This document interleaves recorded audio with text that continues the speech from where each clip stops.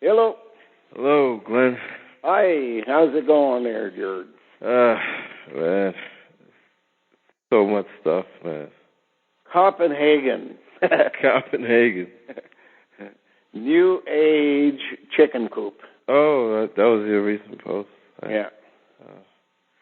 That's what they're doing. They are introducing the Messiah. And most people think that it's Barack, but he's just the front. It's the Messiah.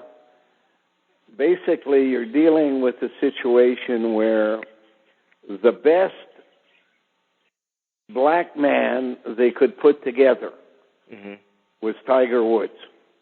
Yeah. And his time is now up. Power must be transferred to a female. The female would mean that the power is being transferred to the two daughters of Barack Obama, who would be comparable to the two sons of Akhenaten and Queen Tai, Smenkeri and Tutankhamun. So Barack has two daughters. That could, in fact, mean that they are basically being appointed as the leaders, the future leaders. So what's the story with Chelsea Clinton? White woman has to wait for her mother to be president. Can't have anything until the mother becomes president, and all of this may be to lead back to that. The other possibility is that Tiger has a baby girl who he named Sam. Sam is the letters that you add to the word Christ and make it Christmas. Yeah. And Christmas is next week. So keep an eye out between now and Easter for a new Messiah. And your candidates are the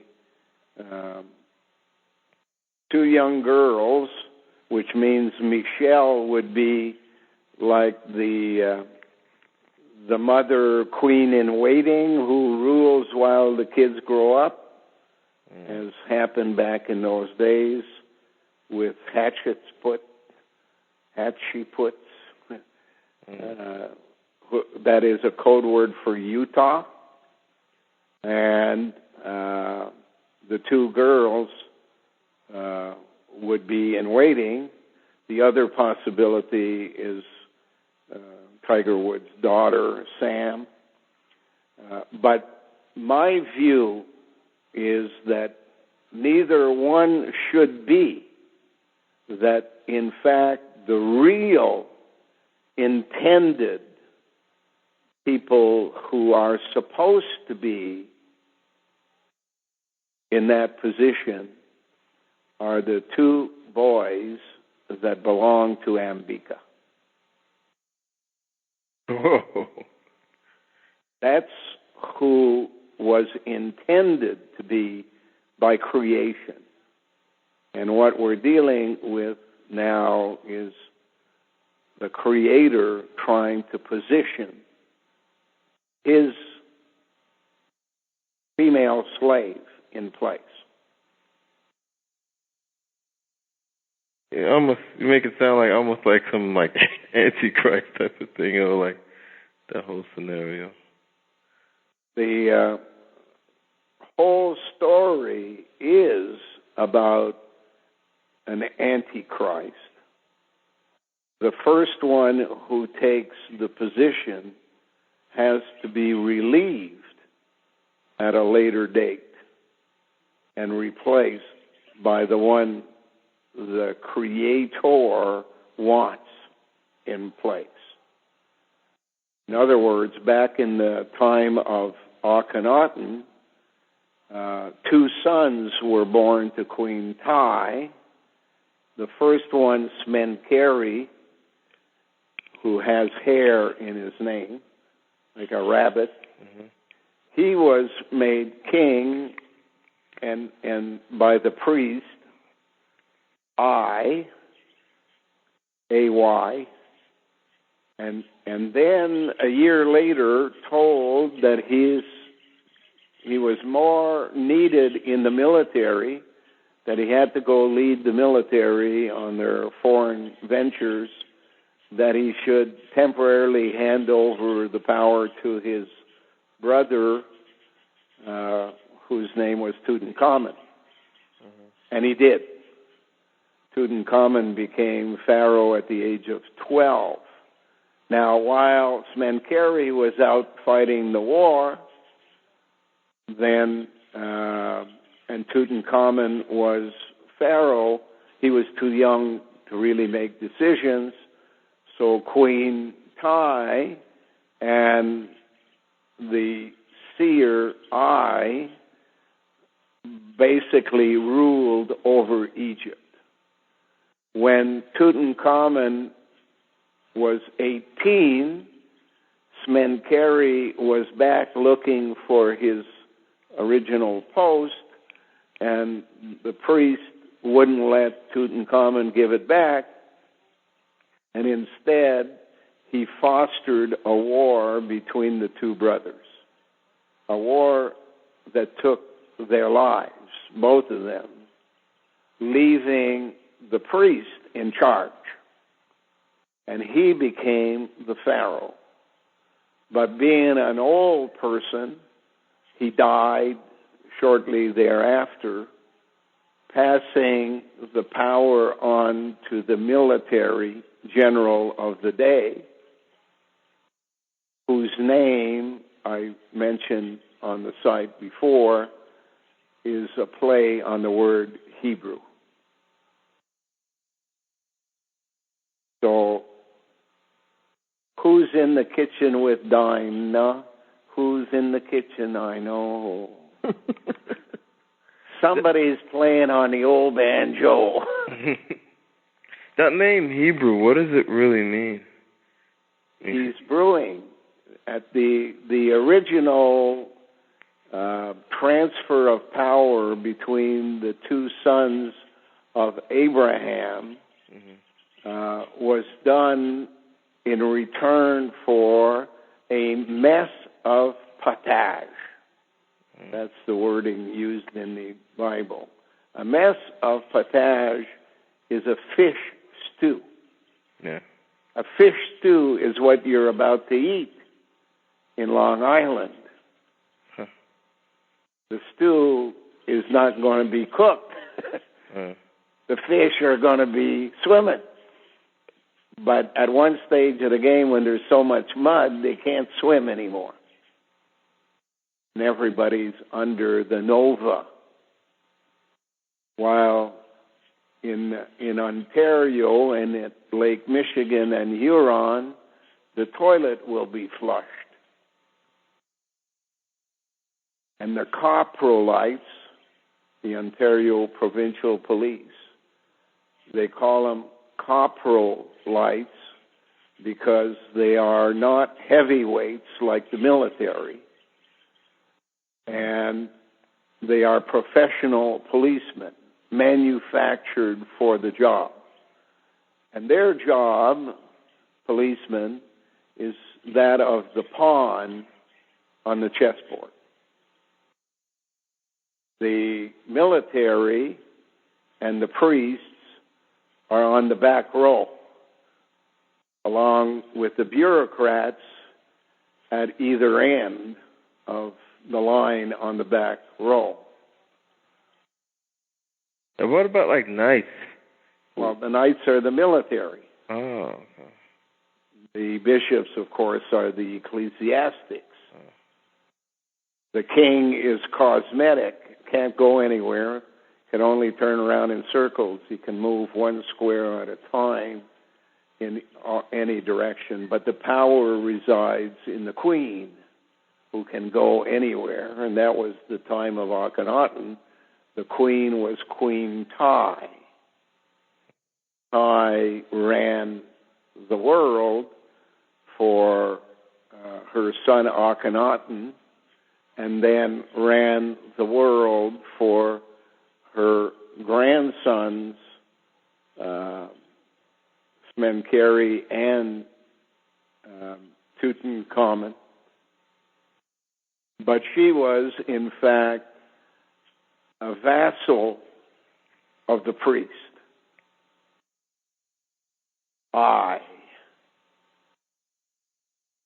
And he was working for a hidden seer who was called Amenhotep. I call him Dr. Gaucher. Gaucher. Gaucher, the word in French means to ruin. You don't run a place, you ruin it.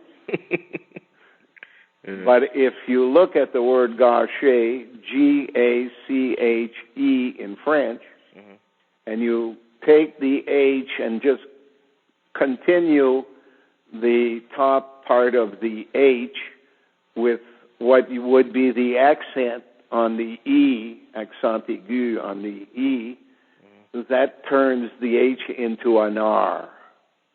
And if you move it to next to the G, it's really Dr. Grace. Grace is the word used for God. Our Lady of Grace? Yeah. Redemption through grace. The G-race. Yeah. Grace and favor mansions are given to the favorites of the kings and queens. They're brought in to live in a circle close enough to be on call any time. And they're provided with residences. In England, they're called grace and favor.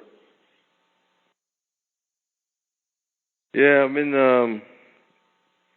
I found interesting, I was looking up, because you'll do that, you'll just put like a whole list of words. Yeah. It was like a review. And one group of words I was looking up was frankincense, gold, and myrrh. Yeah. And, when you look up the incense, they use it as like a prayer, religious thing, and use it for sacrifice. And you have gold, and I was looking up all types of things with gold. You'll find interesting things like a guy named Oliver Goldsmith. He wrote a poem called "She Stoops to Conquer," and another poem he wrote it's called "Deserted Village." I didn't get into those poems, but just from the titles, I think I have an idea what he was talking about. And recoil. Stoops to conquer is like taking a step back to jump. Everything is basically linked to, it's all about oil, but not the oil in the ground. So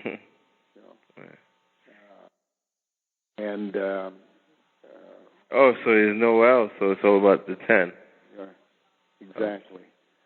And gold is, of course, old in there, and log is the key word. So they keep a log. The old people keep a log of everything that is happening. And the gays, the Republican Party, call themselves the Log Cabin Republicans. Oh, sorry. But yeah, and with the myrrh too is interesting too, because these are the things that the priest brought to Jesus, and myrrh was like made in the land of Punt, in Somalia. So that's like an allegory of that priesthood. When I remember you saying they left the land of Punt, and you call them Atlanteans, and they took a car to leave the land of Madagascar, right? Yeah. And on Madagascar there is an animal called a lemur, In French, le mur, the wall. Wall. And there's another animal that is like a hog, a fence hog, or what's the word? Henneck or something. Something like that. In any event, it's all linked to symbolism for who they are. Yeah, and they have another thing I looked up too. I ran across was things about like the palm tree and Arnold Palmer, Arnie Palmer. Yeah, there's a whole bunch of. There's like a few. That's a code for the Templar. Tiger Woods. Oh, really? Well, it's Arnie Palm 2. ER is 2. Yeah. So if he's a Palmer, he's the second one around. So Palmer was the first great one, and Tiger is the first bad one. Because Palmer was. Now, I don't believe for a minute that Tiger had any girlfriends among prostitutes. That's what a lot of, I'm hearing like the conversations of the people. They're all saying, "Oh, his wife left him," and blah blah blah, and I see it like it's a cover. Yeah, all it is theater. Yeah. and he they got a good picture of him looking upset. Him, his wife, his mother-in-law, his mother, they're all playing a game. Yeah. and the media is sending it to the people like gospel. Yeah, there's a movie with De Niro. It's a movie where like they basically fake a whole war, and they show how like the government works with like Hollywood, and they just make a whole. To the people, it seems like it's real, but it's all just made in. Was that shaking the dog's tail? Yeah, wag the dog. The dog's tail. Yeah. So I think that's same thing. That's basically what they do. They have actors, lifetime acting. Their own life is their play, and the media feeds it to the people. Yeah. But yeah, with Palmer, I found 3 guys. One guy named Edward Henry Palmer, Erastus Doe Palmer, and Ray Palmer. And one guy, Erastus, he was a sculptor like you, but in the stones. And he made some bas reliefs and stuff. One was called The Landing of the Pilgrims, and I know that's really symbolic. And the morning and the evening. And the other guy, Ray Palmer, this is what caught my eye. A guy, Ray Palmer, he was a clergyman, and he made a lot of church hymns that they sing. And these church hymns, the ones that they listed were like ones that were known and like all over Christian church. And I know these hymns, like one called Unlost Paradise, the Holy Communion, the Remember Me. These are My Faith Looks Up to Thee. I think these are like messages. My faith looks up to the E. Yeah. Oh, okay. So that's what they're waiting for. That's the Messiah. You saw the picture of the Medusa up on an island on a pedestal, and the priest and the nun. The priest is bringing the box of gold. The nun is writing in a book. Did you ever see that picture? No. Who? He wrote that? Yeah, I put it on the net one day. Oh, yeah, you put it. I think the other day you put a link to a picture, but it didn't work for me. The link was that was the one on Dr. Gaucher. But I'm told that nobody else could get it because it's in my file rather than on the net. Yeah, it's not. You'd have to like upload it or something on. Yeah, and I don't know how to do any of that stuff. So you have I'll have to wait till you're here. Yeah, but you did all that stuff on your website. No, the webmaster does it. Oh, wow! So he must have. I fired him. Oh, so that's why we don't have a website. Well, you think he was intentionally screwing things up? Partly, yes. Oh. Intentionally doing what he was told, partly. Intentionally holding back on things, partly. And intentionally screwing things up, partly. I think he probably had a lot of pressure on him. Yeah. He was Eastern European from Slovakia, and he was living here. Oh. He was a pain in the ass. And one day he said he couldn't afford to live on welfare. And I said, well, go see a psychiatrist. Tell him you believe what I'm telling you. And they'll declare you insane and provide you with housing. And he did. Wow. And he lives now in public housing in a place called Cardinal, which is right on the edge of the St. Lawrence River, where the first wave that comes down will drown him. Oh, wow. That's where they sent him. They're just trying to get rid of his ass. Yeah, and the people who lived in that housing were all old people, and one person told him, and he repeated it to me. He said, "How did you manage to get that apartment?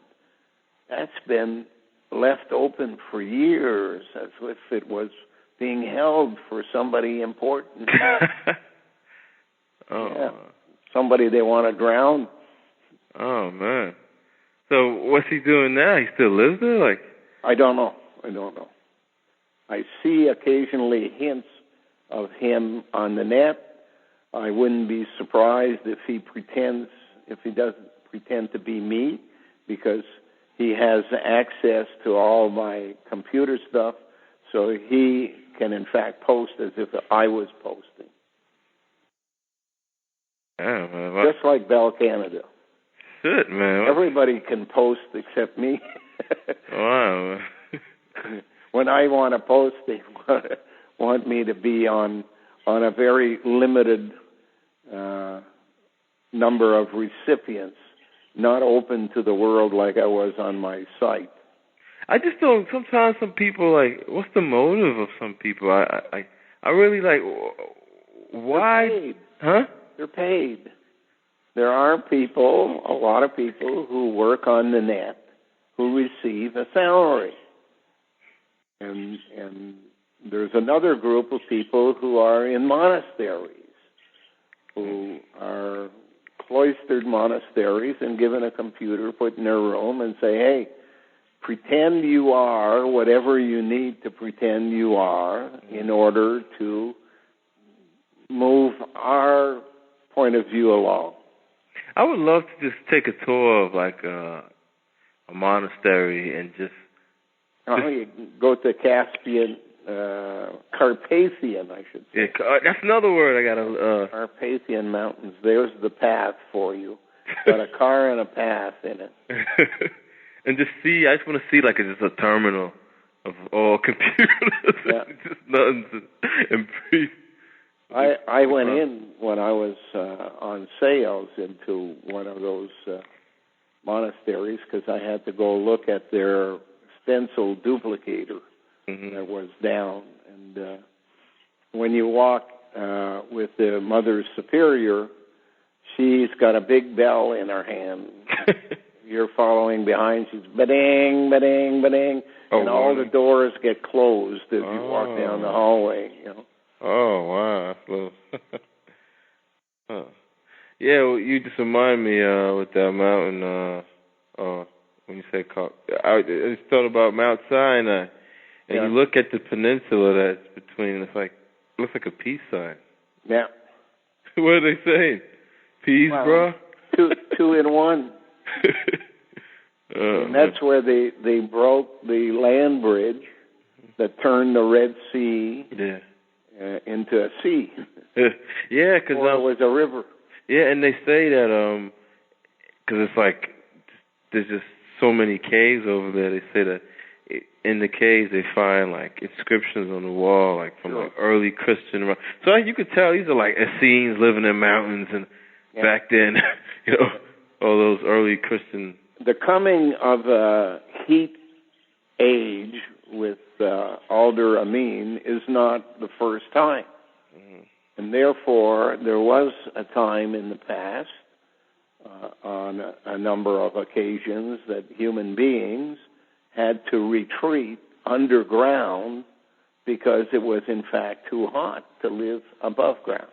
Oh, wow. That means they're prepared for this. Of course. Alder Amin, if it's coming now, since everything is repeated every 25,800 years in what they call a precession, it means that it's time for that to happen again. And this time, the difference is when they go underground, they're not going to be escaping because the system is going to light the nova, which will burn the ground as well. But in the past, that would have been the normal thing. It's too hot to be on the surface. You build living quarters underground. You go through the Middle East, you'll find 3-story buildings in town squares underground. That's not anywhere close to the Moho discontinuity. The space they have there, since the Moho discontinuity has to be at least 30 miles in thickness. That means you can stand on the floor, if you could see from the floor to the ceiling, and the space is 30 miles. So you can make large living quarters in that amount of space. Bigger than most cities. So yeah, I think about it, like even those movies I watched years ago. One movie was Vin Diesel is Tales of Riddick, and they show a scene where like the whole surface of the planet just gets scorched. So this is well, floods and scorched earth is part of our history. Yep, fire and water. Yeah.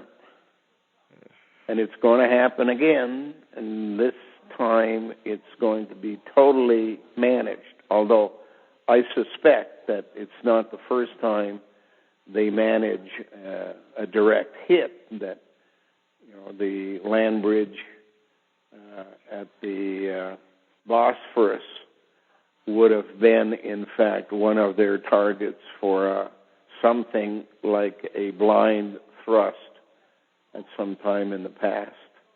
The land bridge between Africa, Somalia, and Yemen there would basically have been destroyed in the same way. The land bridge between Amen and the other side, the Arabian Peninsula, would have been destroyed to cover up the Garden of Eden, that type of stuff. It's a weapon of war and a modus operandi that one can ascribe to Neanderthalers at least 3 times in the past. So to think that they're not going to do it a 4th time is basically playing with prayer. Oh man! How do you remember all the details? I lived it. I know that's hard to grasp. No, I that's not, that's not hard to grasp. I think when you can remember. It's a matter of unlocking that memory, which is basically locked every time you start over, and finding the mechanism to access that storeroom, which resides in the spine. And once you do, then it comes pouring out. Okay, so slowly at the beginning, and as it moves the rocks out of the way, it kind of gets bigger. Yeah, man. It's right now. It's like slow for me. Like, well, you're only 27? 26. 26. And it's coming out. It's coming out, but it's not not a flood yet. Yeah. It will be. Yeah, but I am getting it. A lot. Unless you're dead, you can't shut that door. Once it's open and the water is flowing, you can't put the rocks back. Yeah, man. But I'm still trying to figure out what's this beard. I just been growing my beard out a little bit. Yeah. It's starting to get annoying, man. Don't let the beard grow too long. You'll start to look like Ayatollah. and people will think you're coming to collect tax. I don't know. I think I might just have like a goatee or something. I don't know. I don't have. I can't get a full one because it like grows weird. Yeah. I couldn't grow anything until I was in my 50s.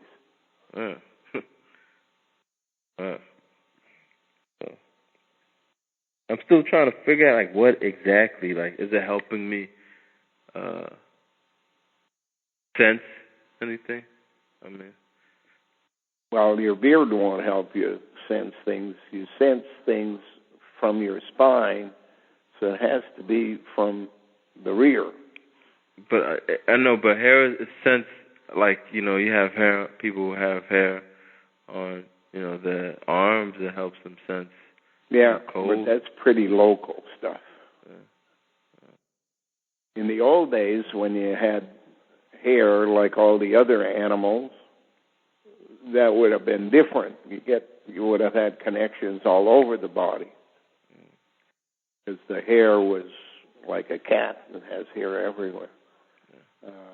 But the sensory hair that function the most are open to the wind, and they are close to the spine. For an animal, it's on their back, and the back is up. For us, since we walk on 2 feet now, there's a basic directional situation there for it receiving information, but there should be no blockage for you getting the information. If your hair is long and it's near your spine, all it has to do is travel a short distance. My testing with the cell these days is to try to figure out how far away can one be and communicate the way cats can communicate. That's still up for grabs. I don't know. I think I've heard that theory before, how like people can be around each other and almost like, I guess, like thoughts. I don't know. I don't want to say thoughts, but like. Well, this morning I went to do my regular morning email, and I had absolutely no concept of anything I would write. and I sat there looking at my computer, and nothing came to mind. And then I started sneezing, only to realize there was a cat between my legs who basically jumped out of the way as soon as I started sneezing. And the first thing that came to mind immediately as the cat looked at me, was New Age chicken coop. And New Age chicken coop. And I turned around and said, that's where they've all been called for the meeting, not just the G8 or G20, but 190-some countries of the world. Why have they been called there? And then my head began to sing. And I said, I haven't heard this song in 60 years. Yeah, that happens to me, man. What does that mean? When you'll just be, mind your own business, you'll hear a song that you haven't heard in so long. Yeah, well, it's a connection to your spine that's taking place. Va berger, rassemblons-nous, allons voir le Messie. That means, go, shepherds, and assemble, go and see the new Messiah. And I said, that's what they're doing in Copenhagen, the Coop. And Va Berger, of course, was Fabergé, the Fabergé eggs. And in all my readings, Fabergé egg was always linked to a Swiss guy living in France. And then I do a little more research and I find out that, he designed the things, but they were fabricated in Denmark, in Copenhagen. And they were for the Queen of Russia. And Berger, and you look at Scandinavian people and how many have Berg in their name, Berger means shepherds. So the song was saying, go shepherds and unite or assemble, assemblons-nous, go meet your new Messiah. Well, in my lifetime, I don't remember a meeting of 190 leaders of the world, and the only thing that would attract them to Copenhagen would be the fact that they're on the verge of dying and they need a new Messiah. So immediately you jump and you think of Michelle Obama, because number one is never important, just cosmetic. Number two is the power. And her description applies to Queen Tai. From Tai to the two sons, from Michelle to her two daughters. So there has to be a link there. They were going to meet their Messiah, which would now be a male inside a female. So a pseudo-hermaphrodite. And then you expand the thing and you say, if they're going to give power to these women, where are they getting the power from? Well, it's then the role of the system to promote champions in almost every sport that are black, and the ultimate black man is Tiger Woods, and his daughter is called Sam. So the question is, who's the Messiah they're talking about? Is it, in fact, Tiger Woods' daughter, or is it Michelle's two daughters? 2 and 1 there. You got a choice. So you think, I'm thinking like in the future, like people like Chelsea and, Barack Obama's daughter, they're all going to be like working together. Yeah. Well, they are working together already. Whether people realize it or not, everything they see and hear is theater. And this is the truth. I mean, this is the gang playing the roles out in public. And some play roles of bad guys, some play roles of good guys. They pretend to be enemies. And you look at the whole political scene. I don't really look at it as much as you, because it's like watching. Something's fake, so like I lose kind of interest in watching. The key is always when the media is promoting it. Yeah, then you know. Then you know there's something behind. That's why I was wondering why they allowed you to put my tapes on Google. They had to have an ulterior motive. And it certainly was not to be to my benefit. Not from a gang that has go-go in its name. Yeah. No. I know now when I see your name on the internet, it's sort of like it's associated with Alan like Yahoo. Well, that probably was their purpose. Mm-hmm. Yahoo and Google and Netscape and Simpatico. But you're not really like, I don't know. All of them are all working together. I think only a small community even really like pays attention to you as far as on the internet. From what I can see, doesn't really seem well, like... not many people have the brains. Yeah. I mean, they think they have the brains because they're intelligent. Mm-hmm. But that's only half of what they need. Intelligence is only something that comes out of your head.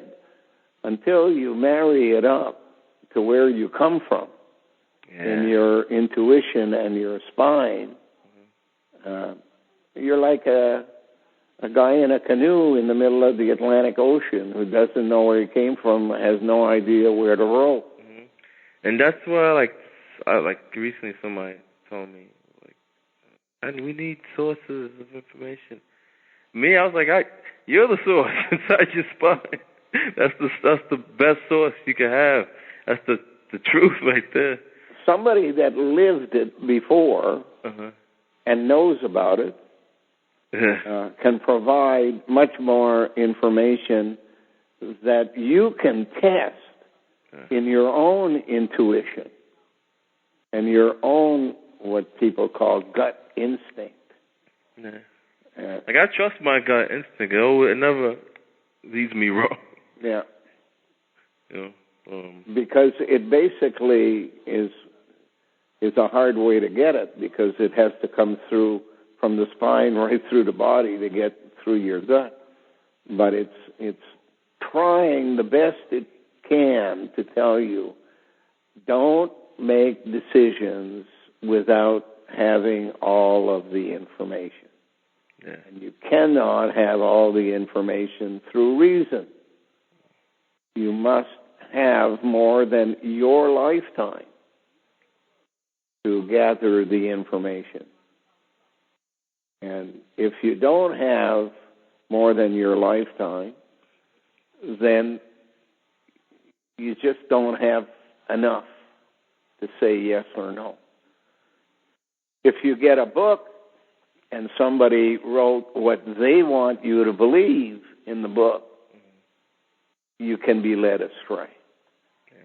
But if your spine speaks to you, if your instinct speaks to you, then it's got no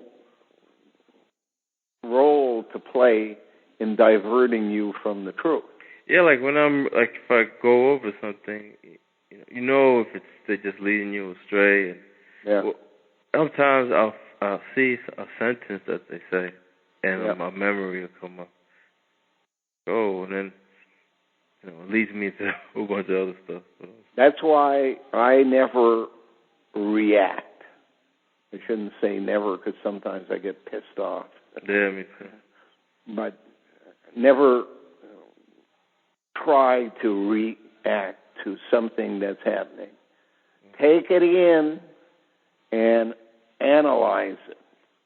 Give it time to mulch, and then you'll get what you should really know from what happened.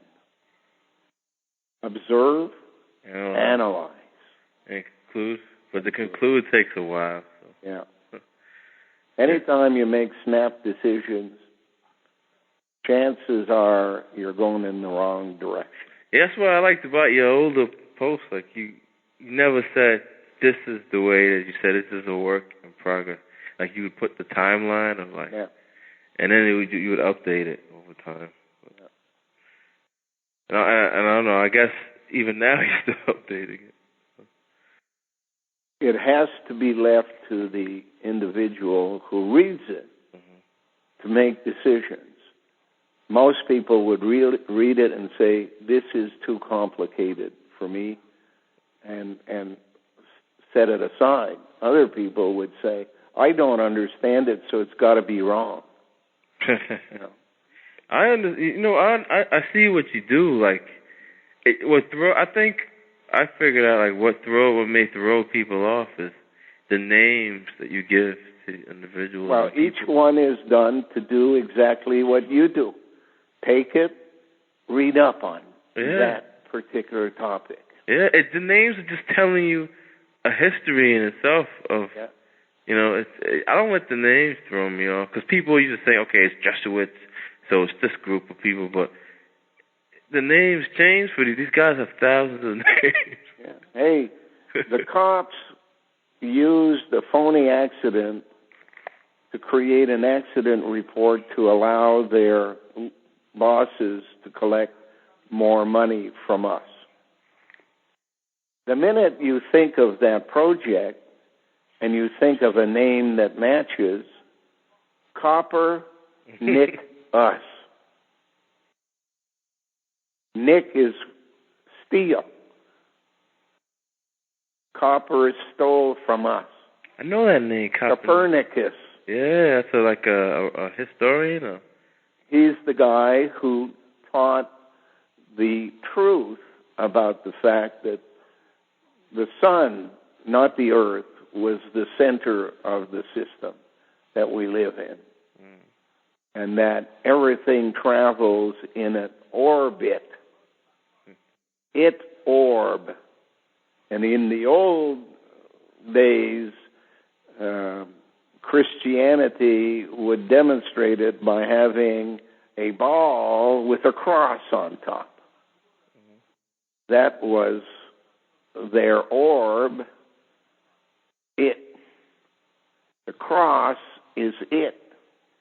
The cross is have a tough life. It's a Philthought. Yeah, I was reading another story too. Obviously I wasn't reading, I was listening to like an audio. It's a really good story. It's called The Heart of Darkness. And I realized something, because you know how they talk about, they say in the beginning there was darkness. And I used to think, okay, the Big Bang and everything. But then I realized they're talking about original black people too. Yeah. Yeah. Wow, man. And then in the beginning, Jin, you had it. So they genetically engineered the original black people. Begin, genie, come out of a bottle and do work for me. Yes. So like Atlantis, this is where like that priesthood lived, right? And were they the priesthood that lived in they lived on an island, and the island went underwater. The detail is the water was frozen. Yeah. when they went underground, it was nothing new to them. It was something that people had done in the history of humanity. Every time it got too hot to live on the surface, so what's the difference? If it's too hot or it's too cold, go underground. The difference is this time they found a cone volcano. And traveling down the cone volcano, they came across the Moho discontinuity. And they said, hey, this is neat stuff, this basalt stuff. Easy enough to drill and make rooms in. It's below the sediment at the bottom of the oceans, therefore below the plates of the earth, not going to be affected by earthquakes, not going to be affected by tsunamis or floods of any kind. What else do they use that material for, that basalt? What else is it used for? Well, it's basically the stuff that lived. You are the salt of the earth. Yep. Yeah. This is the best part of you. Mm-hmm. And all the things that lived made that up. Yeah. So the best thing they could make out of it, I would suggest, was jewelry or vases, dishes out of which to eat and drink. But it's kind of a glassy substance as well.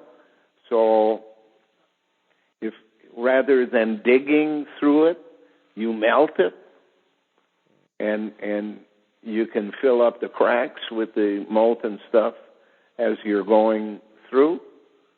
So it becomes natural to have a nuclear type drill in front that as it travels, it melts and seals the walls around it. 20 feet in diameter tunnels, arriving at a fixed point, creates a geodesic structure. The fixed point can then be a town or like a station or meeting place. I think about like this material, like this. There's part of the reason they want to send out these pseudo hermaphrodites out to outer space. They want to find other types of chemistry. You think they've already found? Yeah. Well, what I think, and it's basically based on a bit of educated guess. Because I wasn't a chemist or a physicist or anything like that. But if you can get life out of fossilized excrement, is there not a possibility that you could get memories out of basalt? That you could get all of the knowledge learned by some method of extraction from basalt, since it is the salt of the earth. Yeah. It is everything that lived. Yeah. Would that not in itself be a giant step forward in building a chemical computer? Add to the genius aspect of some idiot savants who lived and downloaded. You know, that the image of Medusa tells you exactly what they did. You have the head of a woman and you have all these snakes penetrating the head, and that's basically the sign for wisdom. Yeah.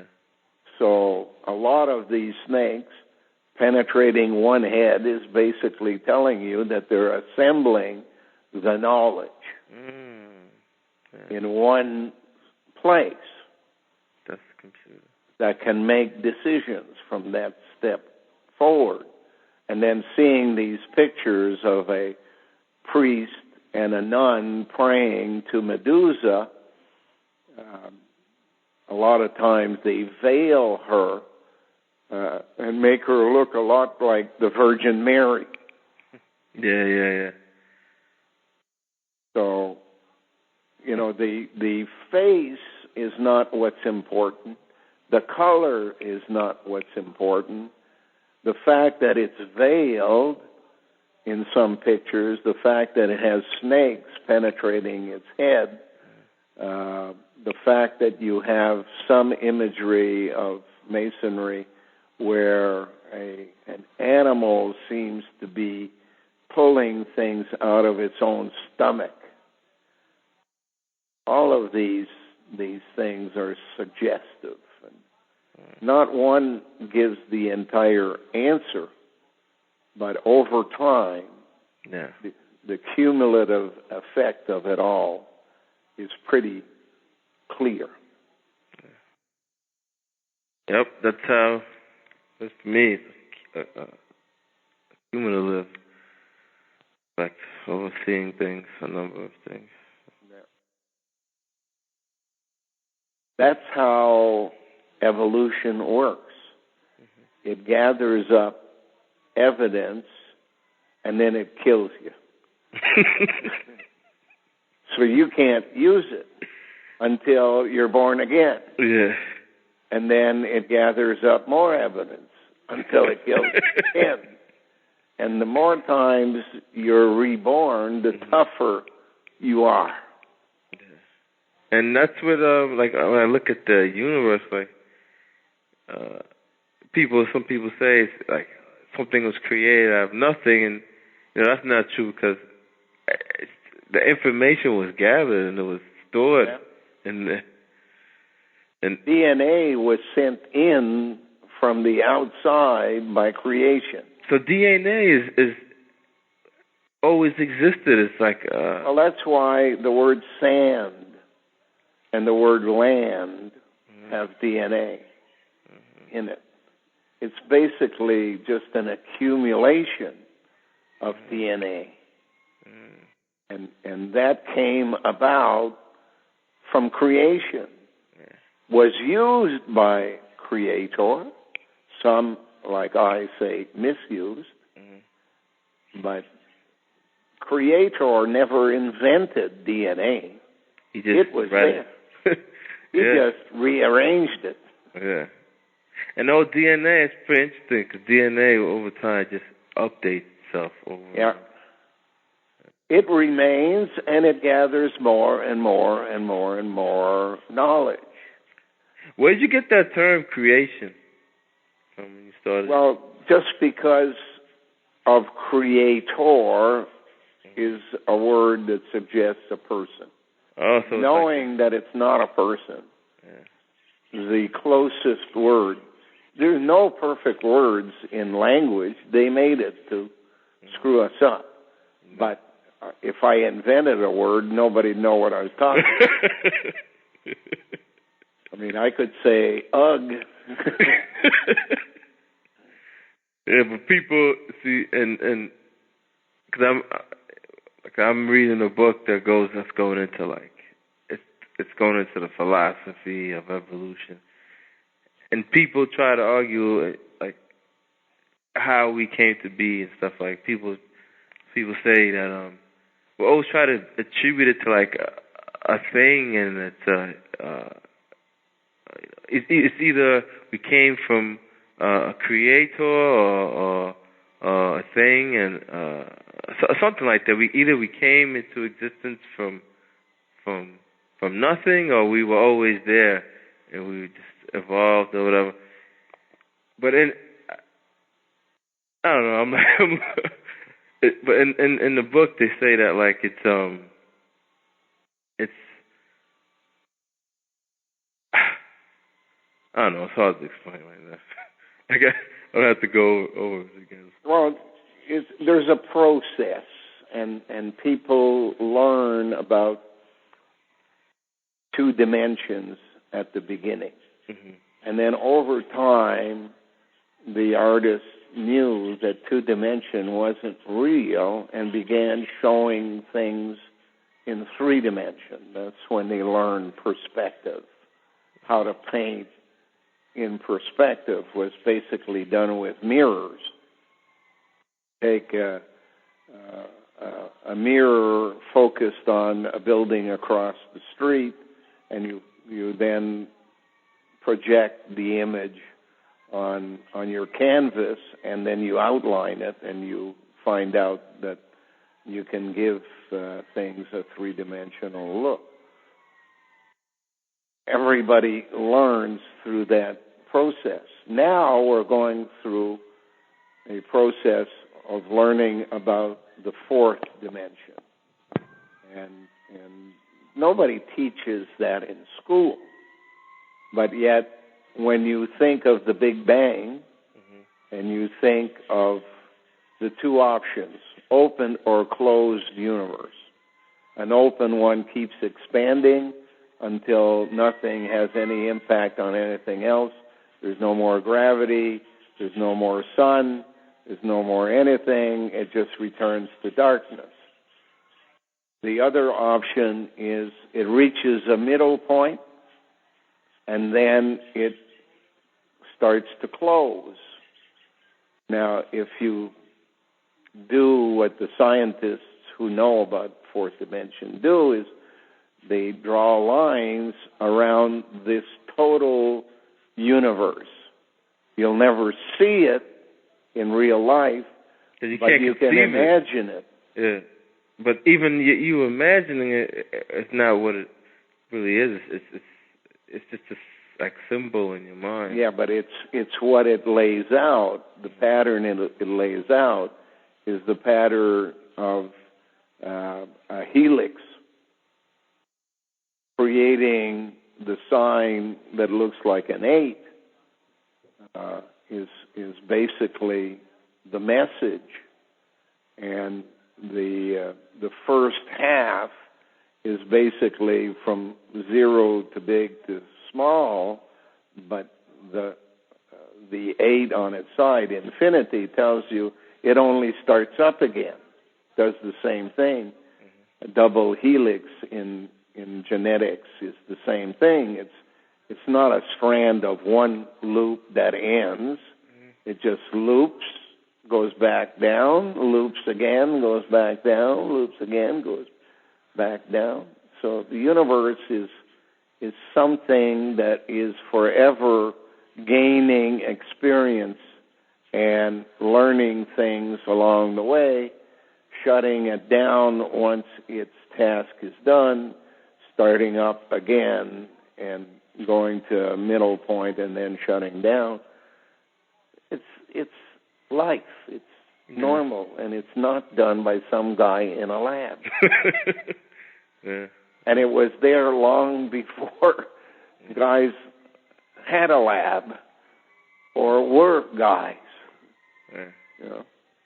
I think about, like, say, this whole plan of, they want to destroy everything, but even if even just minus the fact that they want to cause a supernova, everything would still be destroyed.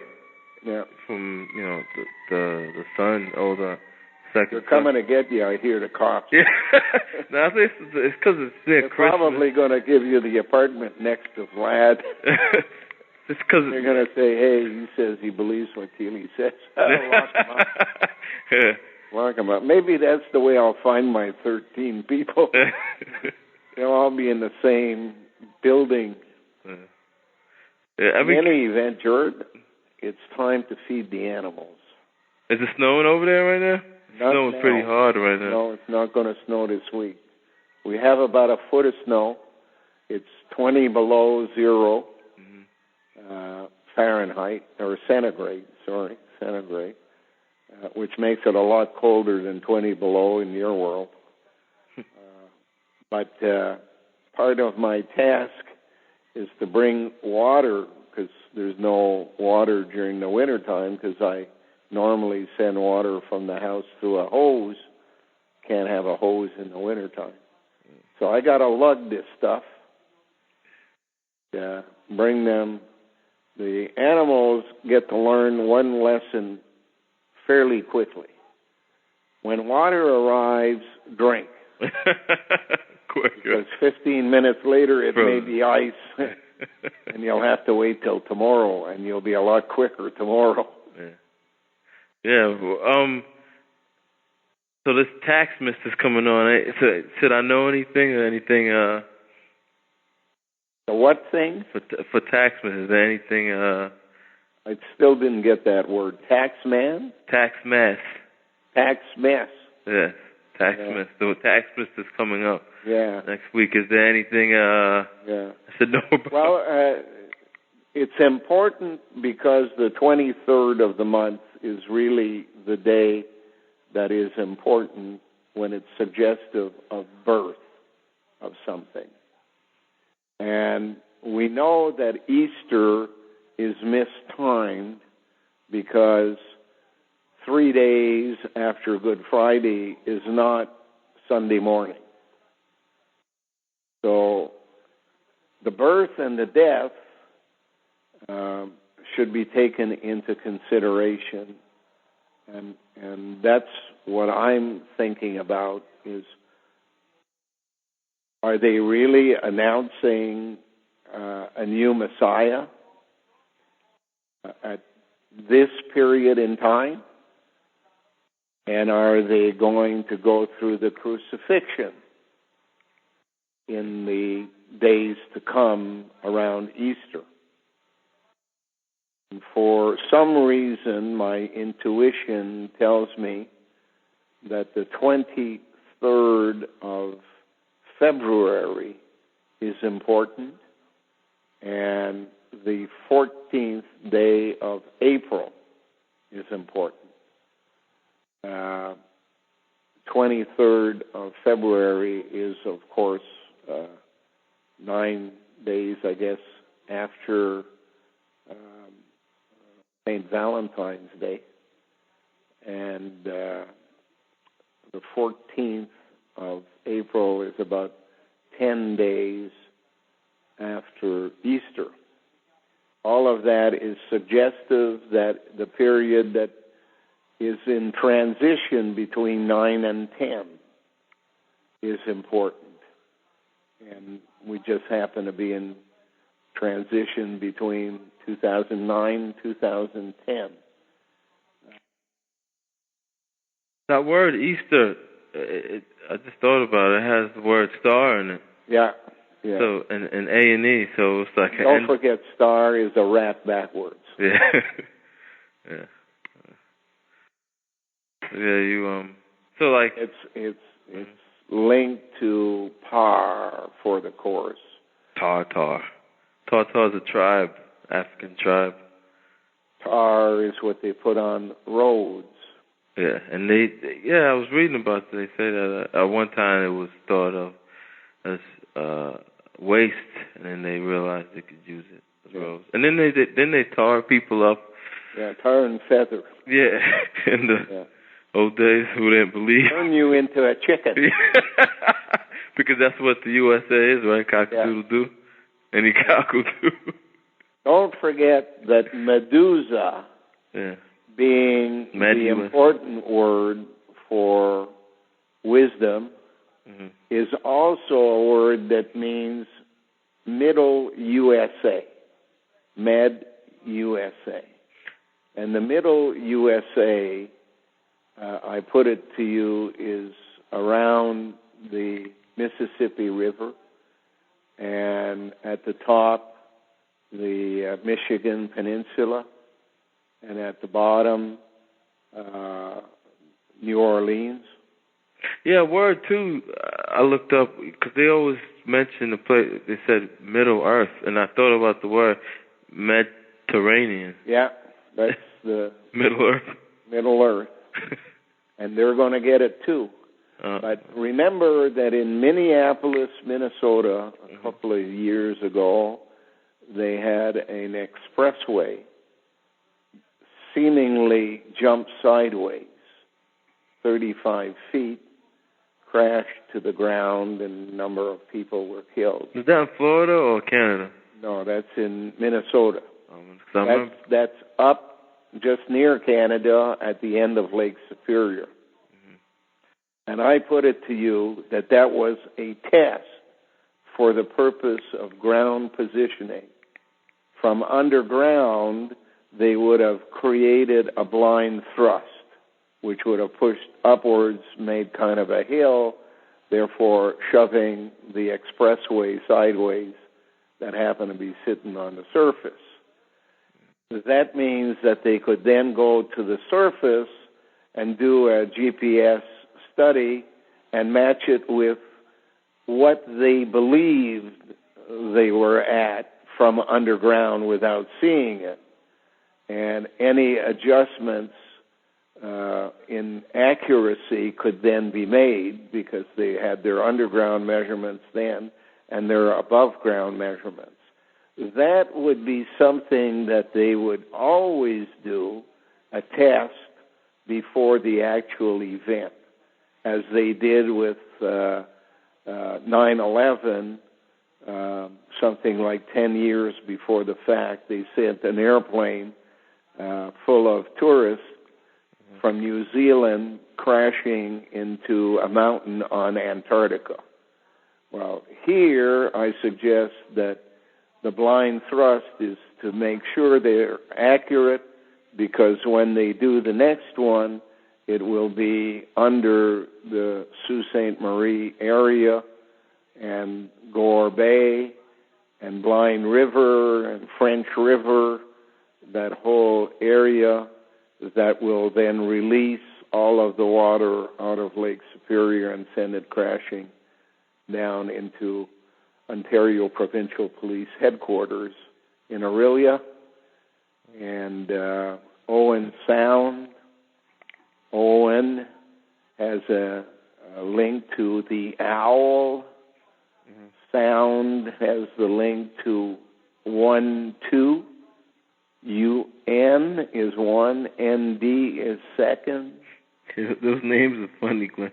Yeah. There was a news anchor you mentioned in your post. His name was Willow Bay. Yeah. I will obey. Yeah, I will obey. So keep all of those things in mind. Yeah. And in the meantime, goat's got a drink. Okay. Bye for now. All right.